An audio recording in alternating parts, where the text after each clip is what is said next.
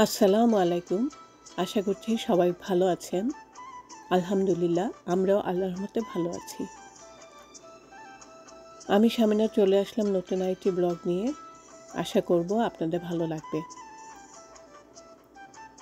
তো এই তো সকালবেলা ঘুম থেকে উঠে একটু চলে গেলাম বাইরে। মানে আমার যে বাগানে গাছগুলো আছে সেগুলো একটু দেখার জন্য। তো সবসময় তো আর সকালে সেগুলো দেখা যায় না। বিকেলে কাজ থেকে ফিরে এসে দেখতে পাই। তাই যখন ঘরে থাকি তখন চেষ্টা করি একটু বাগানে হেঁটে বেড়াতে, গাছগুলো একটু ফুলগুলো একটু ধরে দেখতে, যেটা কিনা ভীষণ ভালো লাগে। আর ওই যে সূর্যটা দেখা যাচ্ছে। তো এখন গাছগুলো দেখে আমি একটু হাঁটতে বের হলাম। একা একাই হাঁটছিলাম। আর আশেপাশে সবাই এখনো ঘুমোচ্ছে, হয়তো উঠেনি। তো তাই আমি একা একাই হাঁটছিলাম। তো হেঁটে হেঁটে সামনে যাচ্ছি, দেখলাম যে একটা পুলিশের গাড়ি সম্ভবত কোনো কারণে আরেকটা গাড়িকে এসে ধরছিল, বা হয়তো কোনো ভুল হয়েছিল, সেই জন্য পুলিশটা সেখানে এসেছে। তো সেই জন্য আর আমি বেশি দূর সামনে যাইনি, আবার ব্যাক করে চলে আসলাম বাসায়। বাসায় এসে আমি যে আমার ঘরের পিছনে কিছু সবজি গাছ লাগিয়েছি, তো এখন সেগুলো একটু দেখছিলাম যে গাছগুলো কত বড় হলো। তো এখানে এসে দেখলাম যে আমার এই গাছে একটা স্কোয়াশ এসেছে। আর এই স্কোয়াশের গাছগুলো আসলে আমি যখন কিনি ছোটো সময়ে, অনেক ছোটো, যখন আমি চারাগুলো কিনেছিলাম তখন আমি এগুলা আসলে স্কোয়াশ কিনবো বলে যাইনি। আমি শশার গাছ কিনবো। তো আর ভুলবশত যখন কিনে এনেছি, তারপরেও জানি না এগুলা যে স্কোয়াশ ছিল। তারপর লাগিয়ে যখন ছিলাম, এখন বড় হবার পর দেখলাম এগুলো স্কোয়াশের গাছ। আচ্ছা, যাই হোক। তো এখানে একটা স্কোয়াশ ধরেছে। তো আমি আজকে চিন্তা করলাম যে এটা দিয়ে একটু ভর্তা বানিয়ে খেয়ে নিব, কারণ একটাই ছিল আর আসেনি, আর কিছু ফুল ছিল। তো এবার ঘরে এসে আমি সকালে নাস্তাটা সেরে নিলাম, আর গাছ থেকে এই ফুলগুলো আর স্কোয়াশটাও আমি একটু নিয়ে আসলাম। এবার ভর্তা বানিয়ে নেবার পালা। আর একটা করে তো তরকারি রান্না করা যাবে না, বা ভাজিও করা যাবে না, একটা দিয়ে কতটুকুই হবে। সেই জন্য এটাকে ভর্তা বানিয়ে নিব চিন্তা করলাম।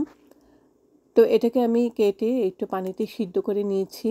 আর অপরদিকে কড়াইতে অল্প একটু সরিষার তেল দিয়ে 3টা শুকনো মরিচ দিয়েছিলাম, আর একটু রসুন কুচি করে কেটে নিয়েছি, আর কাঁচা পেঁয়াজ কেটে নিয়েছিলাম। রসুনটাকে পুড়ে দিলেও ভালো হতো, তো আমার আর পুড়তে ভালো লাগেনি। আমি এটাকে ভেজে নিয়েছি, পেঁয়াজটাকেও ভেজে নিয়েছি। আর অপরদিকে আমার বাগানে একটু ধনেপাতা ছিল, ফ্রেশ ধনেপাতা, সেটাও নিয়ে আসলাম অল্প একটু। তো এনে এবার ভর্তাটাকে মাখিয়ে নিচ্ছি।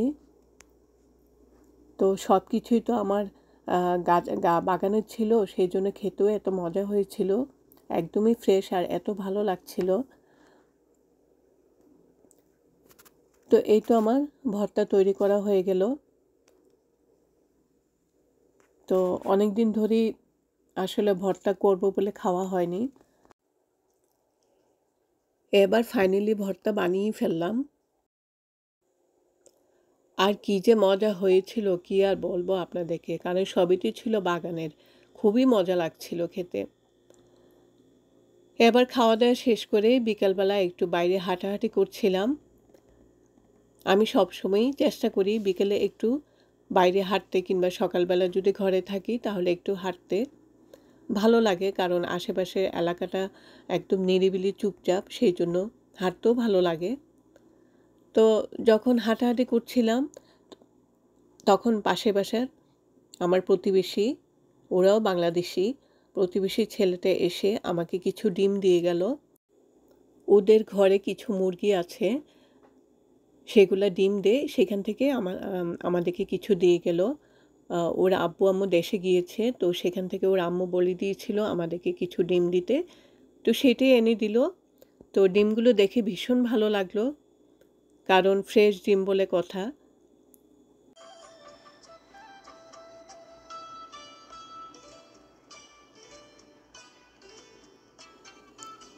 এখন ডিম তো আর খাওয়া যাবে না, তো চিন্তা করলাম যে সকালবেলা আমি যখন নাস্তা করব তখন একটা ডিম খেয়ে নেব। এখন সকালবেলা আমি এখান থেকে একটা ডিম নিয়েছি, ডিম পোচ করে তো সকালে নাস্তাটা খেয়ে নিয়েছি। আর ভীষণ ভালো লেগেছে, কারণ ফ্রেশ ডিম আর এমনিতেই বাজারের ডিম কিন্তু অনেক বেশ কম, জানি না এটা খেতেই বোঝা যায়। তো এবার নাস্তাটা করে নিচ্ছি আর আপনাদের সাথেও বিদায় নিয়ে নিচ্ছি। যদি ভালো লাগে তাহলে আমার ভিডিওটা দেখে নেবেন। আজকের মতো এইখানেই বিদায় নিই। ভালো থাকেন সবাই। আল্লাহ হাফেজ।